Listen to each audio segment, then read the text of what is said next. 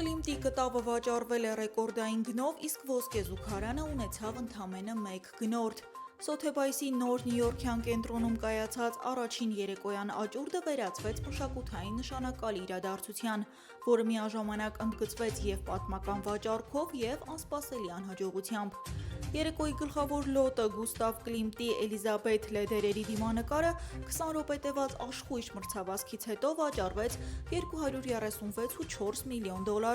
դառնալով ոչ միայն ժամանակակից արվեստի ամենաթանկ ստեղծագործությունը, այլև Սոթեբայսի պատմության ամենաբարձր գնով վաճառված գործը։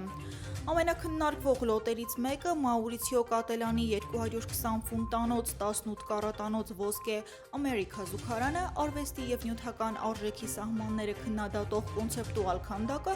այդուհանդերձ չարդարացրեց սպասումները։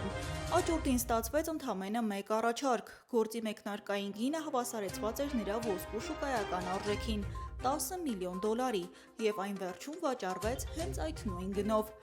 Սոթեբայսը տեղեկացրեց, որ այն ձեռք է բերել հայտնի ամերիկյան բրենդ։